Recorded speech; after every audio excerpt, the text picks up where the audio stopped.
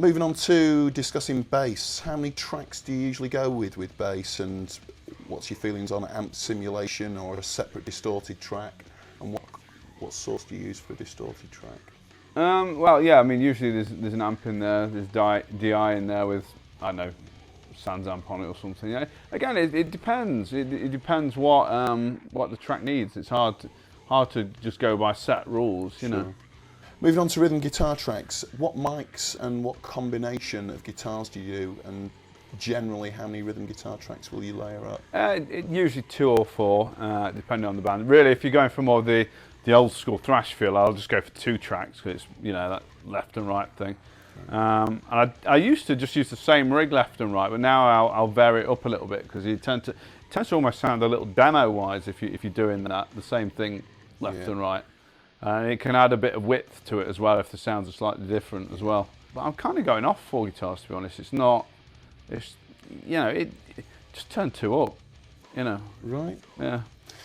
And any thoughts about capturing note definition in the low end when it comes to down tuning? Obviously there's so many bands playing in A and B and really down tune. Any thoughts on capturing that low end note definition? Well, I mean, it's weird. I've noticed that obviously whatever speaker cab you use is almost as different as whatever amp you use. And I always found that the older, you know, like the 75 watt Celestians that are in the standard 1960 cabs, I always found those better at regular tuning, and vintage 30s and greenbacks better at lower tuning. They've got more of that mid-range nastiness, you know, that works, and it almost tightens the low end up a little bit. So I know speaker choice is a good one for the lower tuned stuff, I'd say. Really, you know, it's down to the player. You've got to get them playing, you know, properly to get the note out. The 5150 is always good for that mid-range honk on the, you know, on the riff, you know. And when you're recording guitars, do you go for adding a lot of mids and then adjust it in the mix, or do you try and get your guitars to sound exactly as you'll want them in the mix? Yeah, in the ballpark, definitely. Yeah. I won't. I'm not slamming any mids or anything in the mixes. You usually find with, you know, a 57, it's putting the mids in the right place. Sure. You might not think it sounds that great. Oh, that's a lie actually. It's usually I've got a tone out. You know, every time I'm tracking with 157 in the right place, it takes you a bit of time to get there, but once you've got it, you usually find it makes it work, you know. Great. Moving on to vocals, any techniques for recording aggressive vocals with a really wide dynamic range? Compression, I'd say.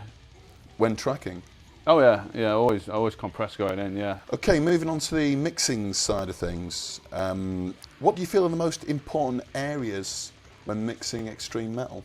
I think the hardest thing to get right is the low end and the overheads, really, because obviously there's such a dynamic range on the overheads, and finding a drummer that can hit the cymbals hard correctly, play the hi-hats properly, play fast around the kit, you know, it's a difficult thing to do, so very rarely you get that. So you're always struggling, you know, especially if you're hitting hard on the hi-hat and there's quick crashes, you know, getting those crashes out is always hard.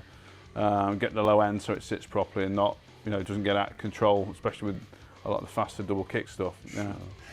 Generally speaking, how many reverbs, different reverbs, will you use for a whole mix? Probably 2, you know, 1 for the vocal, 1 for the drums. Sure. Do you use spectrum analyzers much? No. Do you use reference mixes much? No. Whereabouts do you normally go for getting the high-end attack, the click on the bass drum frequency-wise? Again, that kind of depends on what you're after. If you're after more of a rock type thing, yeah, anywhere from sort of 2 to 4K. If you're after that real speed metal stuff, then it's a bit higher. It's that 6 to 10K sort of mark, isn't it? You know, just a little, you know, you get that little sweet spot around the 10, maybe even 12K mark, you know, when you put it in there. But okay, moving on to the mastering side of things, what sort of master bus processing do you go for whilst mixing? Usually there's,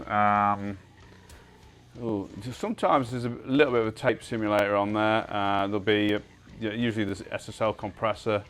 And that's it really. You know, maybe a slight EQ curve.